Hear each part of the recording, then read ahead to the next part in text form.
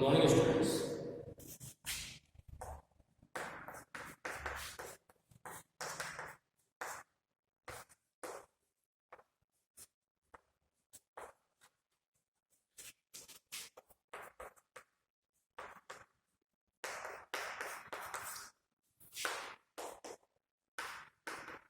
हम बात कर रहे हैं पेपर सेकेंड, जिसका नाम है राजस्थान का भूगोल, जिसमें हमने स्टार्ट किया था topic physiographic division of Rajasthan, यानी कि राजस्थान के भौतिक विभागों के बारे में हम डिस्कस कर रहे थे। जिसके पिछली क्लास में हमने जो राजस्थान का पहला भौतिक विभाग है उसके बारे में हमने डिस्कस किया था, और वो भौतिक विभाग था पश्चिमी रेतीला मैदान, यानी कि वेस्टर्न डेजर्ट रीजन। उसके बारे में हम बात कर रहे थे लास्ट क्लास के अंदर।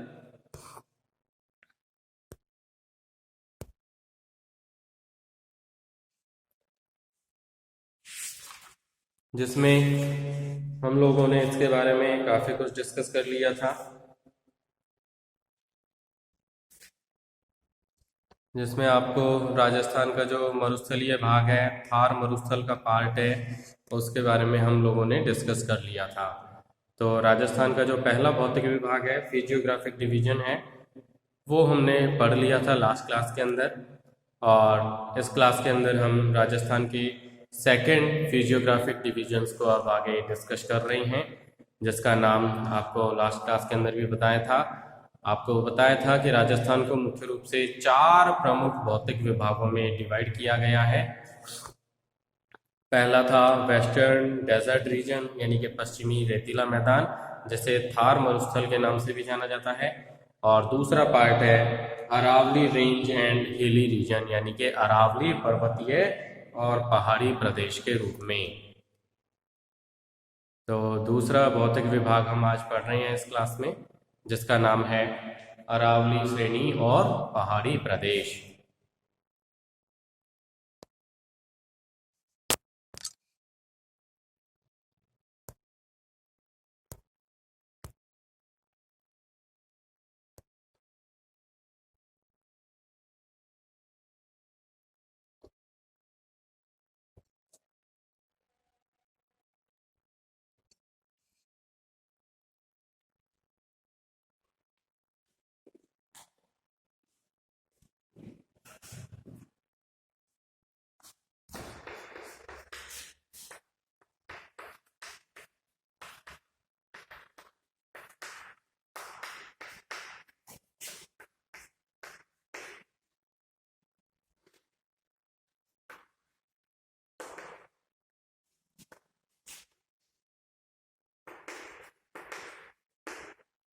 फिजियोग्राफिक डिवीजन ऑफ राजस्थान, जिसका सेकंड भाग जो राजस्थान का दूसरा भौतिक विभाग है उसको हम पढ़ रहे हैं, जिसका नाम है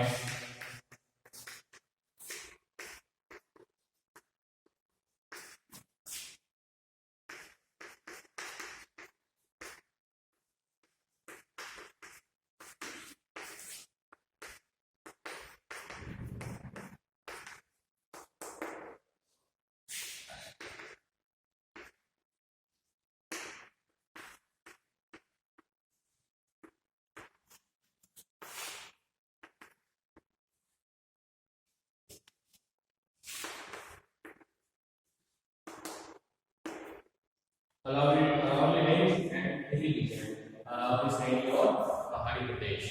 अरावली जो पर्वत श्रेणी है राजस्थान की एक महत्वपूर्ण और विशेष प्रकार की पर्वत श्रेणी है। ये पर्वत श्रेणी निरंतर श्रेणी के रूप में नहीं है, बल्कि ये बीच में से कहीं कहीं पर टूटी हुई है, अलग अलग हो गई है।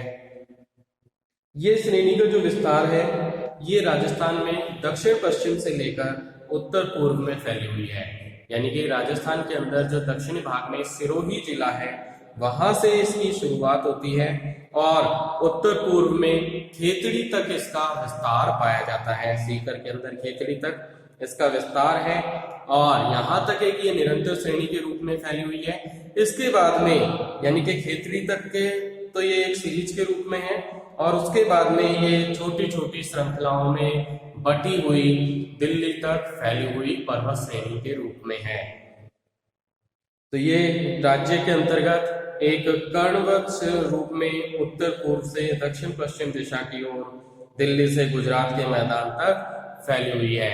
यानी कि इसका पूर्ण रूप से जो विस्तार है वो दिल्ली से लेकर गुजरात तक फैला हुआ है, और यहाँ इसकी लंबाई यानी कि अरावली जो पर्वतीय श्रेणी है इसकी कुल लंबाई वो लगभग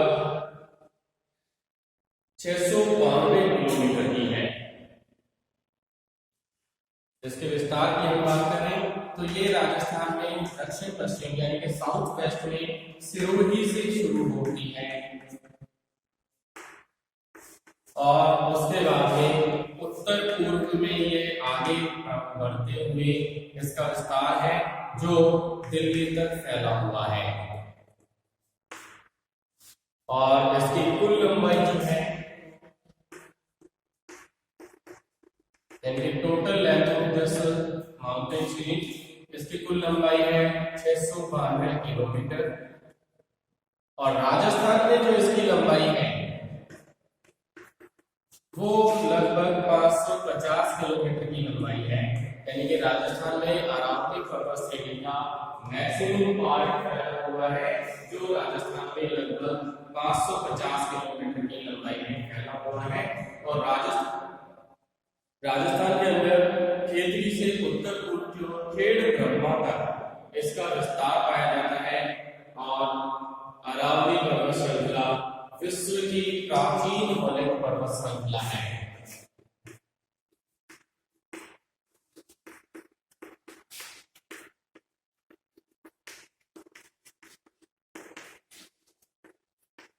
अरावली पर्वत श्रृंखला विश्व की प्राचीन वलय पर्वत श्रृंखला है, यानी कि ये ओल्डेस्ट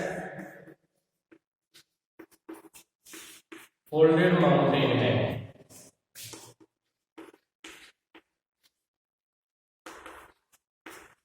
ये ओल्डेस्ट फोल्डेड माउंटेन है, यानी कि इसका निर्माण प्री कैम्ब्रियन टाइम में हुआ था, जब पृथ्वी के ऊपर पहली हलचल हुई थी, फर्स्ट मूवमेंट हुई थी पृथ्वी के ऊपर अर्थ पर।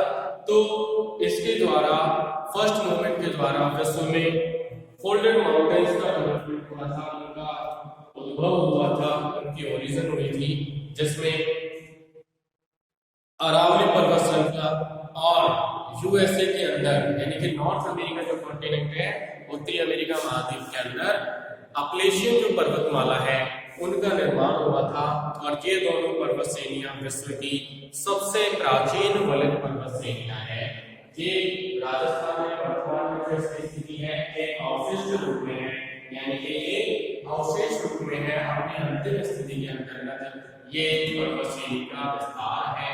और राजस्थान के अंदर इसकी जो दिल्ली से कटक तक दक्षिण पश्चिम की ओर इसके कटक फैले हुए हैं, रेंज बने हुए इसमें, जयपुर में खेतड़ी के पास में, ये स्पष्ट रूप से आसानी से देखने को मिलते हैं। एक विशेष प्रकार के महत्व की ये पर्वत श्रृंखला है जो न केवल देश में बल्कि पूरे विश्व में एक महत्वपूर्ण पर्वत श्रृंखला है। दक्षिण पश्चिम में इसकी जो श्रृंखला है वो अधिक महत्वपूर्ण होती है। इसमें यहाँ पर दक्षिण पश्चिमी क्षेत्र के अंतर्गत इसमें कुछ महत्वपूर्ण चोटियां विकसित हुई हैं, जैसे बाबाई, हो, रघुनाथगढ़, तारागढ़, ये ऊंची पर्वत चोटियां हैं जो यहाँ पर विकसित हुई हैं। और ये श्रृंखला सांबर झील के पश्चिम से होकर के गुजरती है और वहां पर विस्तृत क्षेत्र के ऊपर फैली हुई पर्वत श्रृंखला है। अजमेर के बाद में इस पर्वत श्रृंखला के समानांतर इसमें कई श्रृंखलाएं विकसित हुई हैं। मेरवाड़ जो पार्ट है वहां पर उसके पीछे अरावली पहाड़ियों की चौड़ाई लगभग 50 किलोमीटर और उदयपुर डूंगरपुर की तरफ इसकी जो दक्षिण पूर्व में यहाँ पर इसकी चौड़ाई में और वृद्धि होती है और अधिक विस्तार पाया जाता है। इसकी ऊंचाई कम है इस क्षेत्र के अंतर्गत और मुख्य श्रृंखला जो है इसकी वो दक्षिण पश्चिम की तरफ सिरोही जिले के दक्षिण पूर्वी भाग तक फैली हुई है। इसकी जो सर्वोच्च चोटी है इस पर्वत श्रृंखला की, जो राजस्थान की भी सर्वोच्च चोटी है, वो है माउंटेन पीक। जो बात कर रहे हैं हाईएस्ट पीक,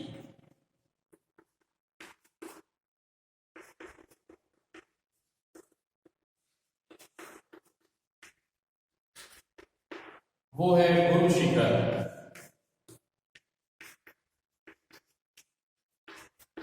गुरु शिखर जो पीक है, गुरु शिखर जो चोटी है, ये न केवल अरावली पर्वत की बल्कि ये राजस्थान की भी सर्वोच्च चोटी है जो अरावली पर्वत के अंतर्गत है और इसकी ऊंचाई लगभग 1722 मीटर की ऊंचाई है।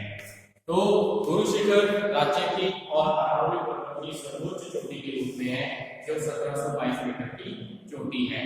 और अरावली पर्वतीय श्रेणी और पहाड़ी प्रदेश जो है इसको हम अलग अलग क्षेत्रों में बांटते हैं। इसके 4 प्रमुख विभाग किए गए हैं, यानी कि इसको 4 उप विभागों के अंदर विभाजित किया गया है।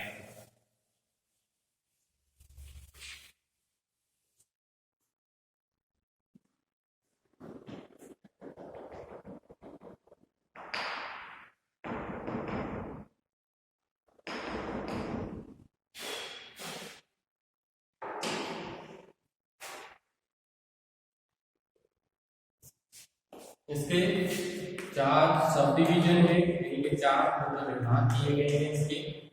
तो इसका जो पहला उप विभाग है वो है उत्तरी पूर्वी पहाड़ी प्रदेश, नॉर्थ ईस्ट हिली रीजन।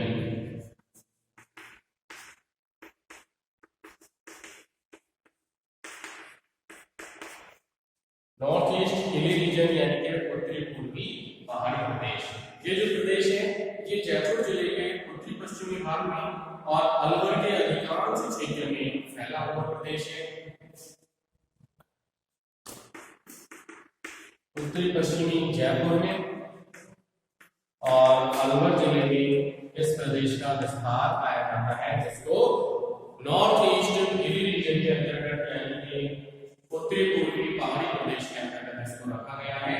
और इस प्रदेश के अंदर चट्टानी और पर्वतीय पहाड़ियां जो है यानी कि रॉक्स के रूप में, इस चट्टानी क्षेत्र के रूप में इस पर्वतीय श्रृंखला का विस्तार यहाँ पर कटकों के रूप में फैला हुआ है, जो जयपुर और उत्तरी पश्चिमी जयपुर और अलवर जिले के अंतर्गत फैला हुआ है।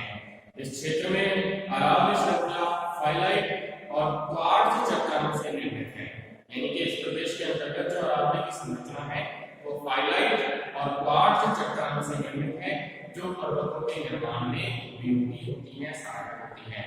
दिल्ली क्रम की जो अन्य चट्टानें हैं वो चूने के पत्थर की चट्टानें हैं और जिनका निर्माण सामान्य रूप में केल्ट और नीस के अंदर इनकी परिवर्तन हो जाता है और अत्यधिक कठोर होने के कारण ये क्वार्ट्ज चट्टान जो है कटकों के बीच में ऊंची घाटियों में और ऊंचे मैदानों का निर्माण इनके द्वारा किया जाता है।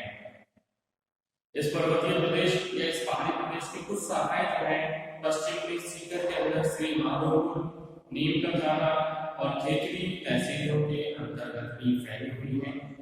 उत्तर और उत्तर पूर्व में आगे बढ़ते हुए इसकी पहाड़ियां विकृत रूप में है, यानी कि टूटी हुई है और पहाड़ियों के अंतिम सिरों की तरफ उनकी ऊंचाई भी अधिक होती है।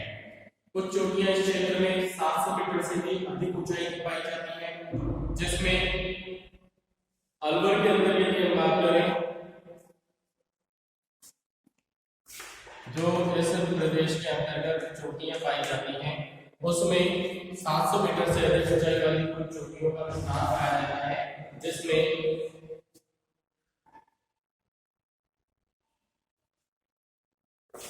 भैराज चोटी जो है ये लगभग 792 मीटर की है और इसी तरीके से बैराट ये चोटी भी अलवर के अंतर्गत है जो 704 मीटर की ऊंचाई तक फैली हुई है। इनकी ऊंचाई 704 मीटर तक है। तो ये दो महत्वपूर्ण चोटियां हैं जो 700 मीटर से भी अधिक ऊंचाई वाली चोटियां हैं जो अलवर जिले के अंतर्गत आती हैं और अरावली के उत्तरी पूर्वी पहाड़ी प्रदेश के अंतर्गत हैं। इसके अलावा जयपुर में और सीकर में भी कुछ चोटियां हैं जो 700 मीटर से अधिक ऊंचाई की हैं, जिसमें जयपुर में बावाई और खो चोटियां विकसित हुई हैं जो अधिक ऊंचाई की हैं, और सीकर के अंदर भी रघुनाथगढ़ जो चोटी है ये भी 700 मीटर से अधिक ऊंचाई वाली चोटियों के रूप में है। इसकी ऊंचाई 1055 मीटर तक है, और बावाई और खो जो चोटियां हैं ये भी 700 मीटर से अधिक ऊंचाई वाली हैं, और इसमें बावाई जो है ये 780 मीटर की ऊंचाई वाली चोटी है, और इसी तरीके से खो जो चोटी है ये 930 मीटर की ऊंचाई वाली चोटी है। तो इस तरीके से इस उत्तरी पूर्वी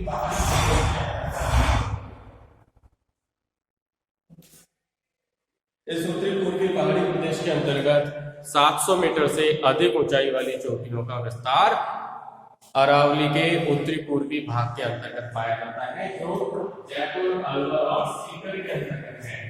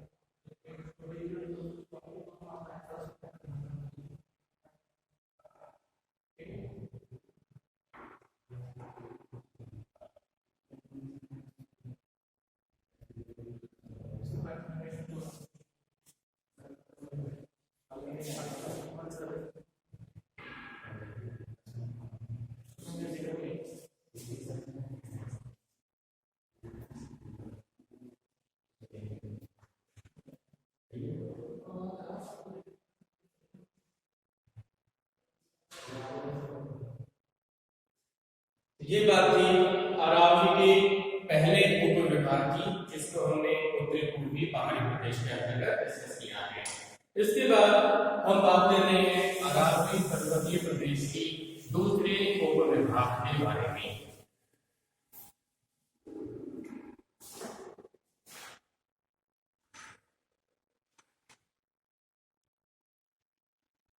दूसरा जो इसका उप विभाग आता है वो इसका मध्यवर्ती भाग आता है, जिसे मध्य अरावली श्रेणी के नाम से जाना जाता है।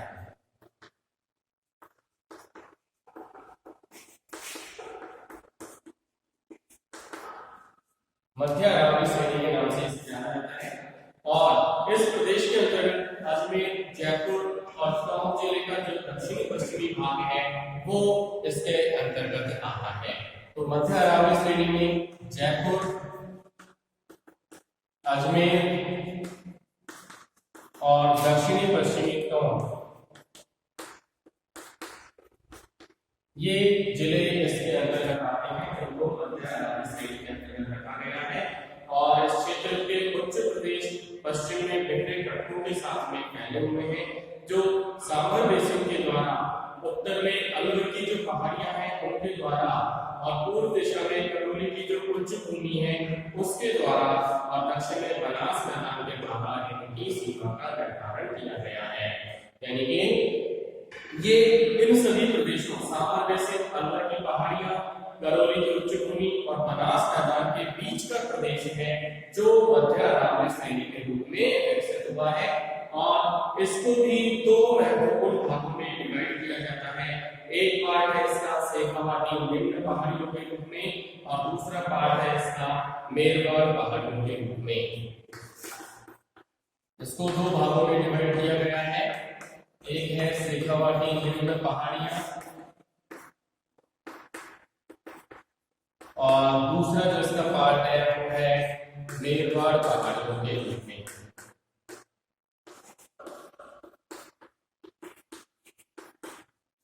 तो ये इसके दो सब डिवीजन और हैं।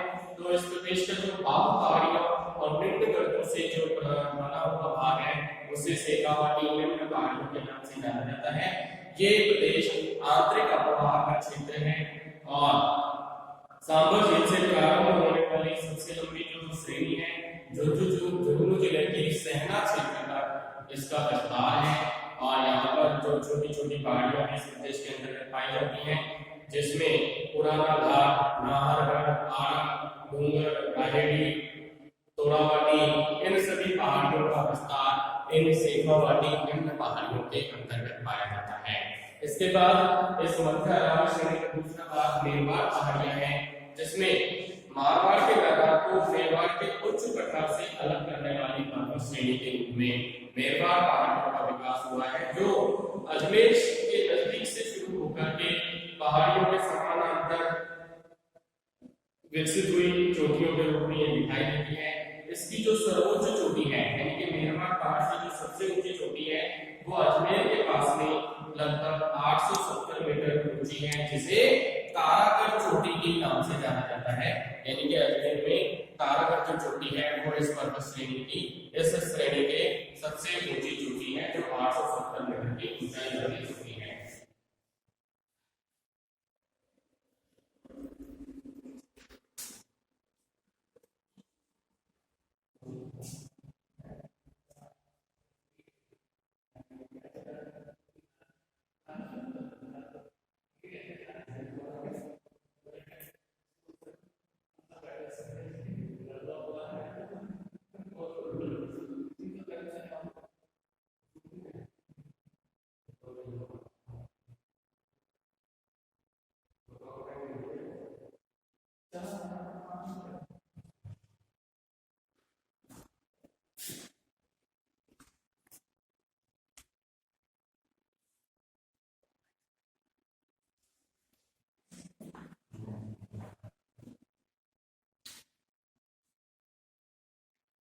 तारागढ़ चोटी इसकी सर्वोच्च पर्वतीय चोटी है, जो अजमेर के अंतर्गत है, और ये लगभग 870 मीटर की ऊंचाई वाली चोटी है।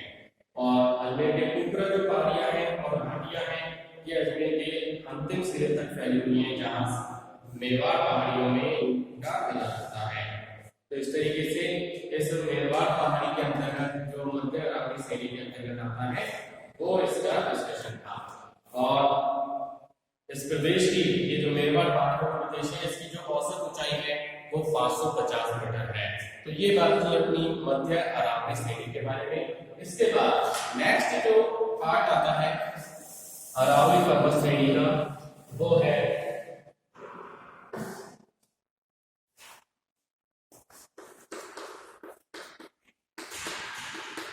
मेवाड़ पहाड़ियां और बोरान पठार, बोरान का पठार और मेवाड़ पहाड़ियां। नेक्स्ट है इसका अरावली पर्वत श्रेणी का। तो ये प्रदेश पूर्वी सिरोही उदयपुर के अंतर्गत फैला हुआ और डूंगरपुर जिले के अंतर्गत फैला हुआ पहाड़ है, यानी कि इसके अंतर्गत पूर्वी सिरोही, उदयपुर और डूंगरपुर जिले शामिल किए जाते हैं, जहां पे इसका विस्तार पाया जाता है।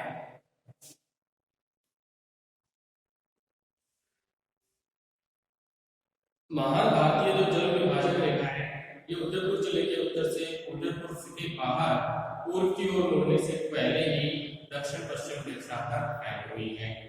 आबूखंड जो है, उसके अलावा अरावली श्रृंखला का सबसे ऊंचा भाग उदयपुर के जो उत्तर पश्चिम के अंदर कुंभलगढ़ और गोगुंडा के बीच में एक पठार के रूप में स्थित है, जिसे स्थानीय भाषा में क्या नाम दिया गया है, बोराट का पठार से कहा जाता है।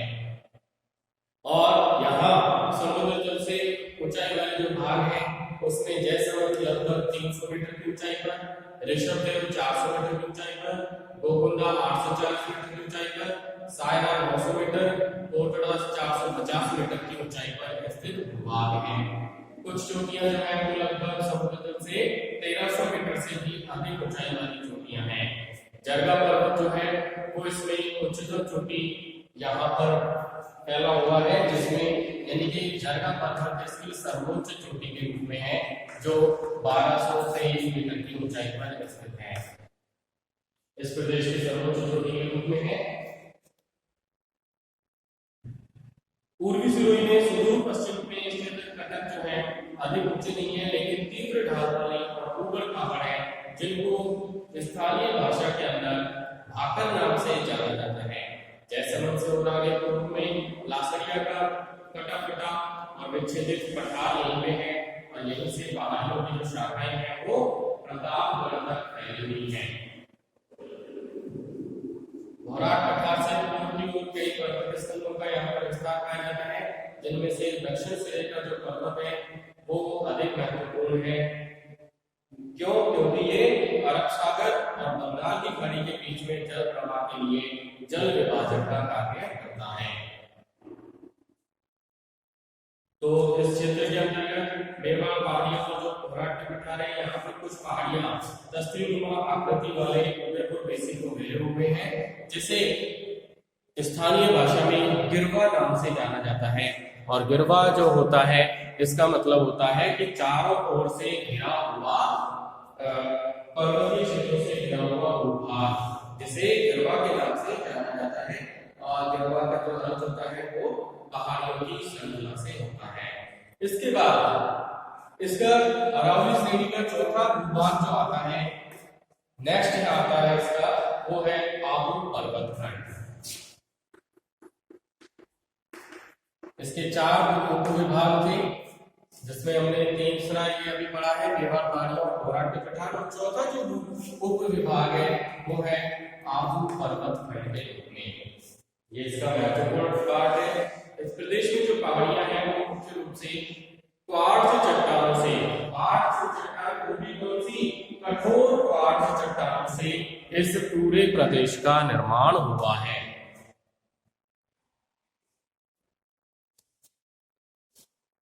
और यहाँ पर कटक के समान दिखाई देने वाली पहाड़ियों का विकास हुआ है, जो लंबी और ऊपरी सिरों के ऊपर समतल सतह वाली चट्टानें हैं।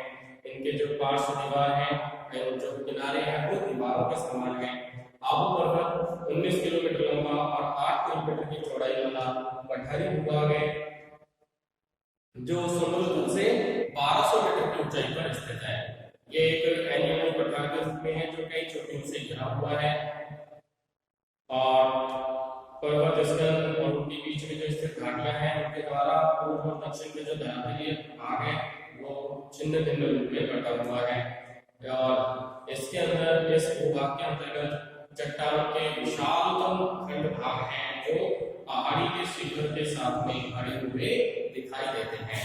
आबू पर्वत के साथ ही जुड़ा हुआ उड़िया पठार आबू से लगभग, यानी कि जो आबू पर्वत है उससे लगभग 160 मीटर ऊंचा भूभाग है, और गुरु शिखर मुख्य चोटी के नीचे स्थित है। यहाँ पर जेम्स टोड जो विद्वान हुए हैं, उन्होंने गुरु शिखर को संतों का शिखर के नाम से इसको बताया था।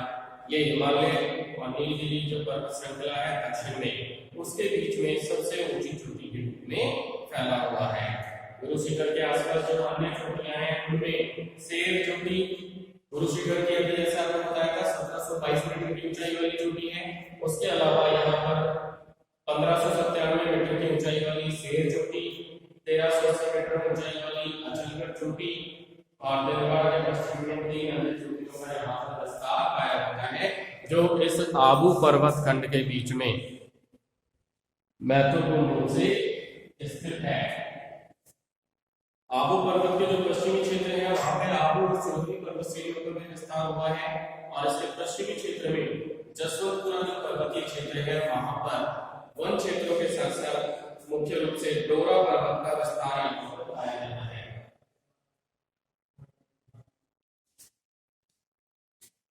शिवाना जो यहाँ प्रदेश है, उसमें ग्रेनाइट पर्वत क्षेत्र के नाम से इसको जाना जाता है, जो गोलाकार पहाड़ियों के रूप में फेमस है, जिसे आपको पिछले क्लास में बताया था छप्पन की पहाड़ियां, या उसको छपनिया की पहाड़ियों के नाम से भी इसे जाना जाता है।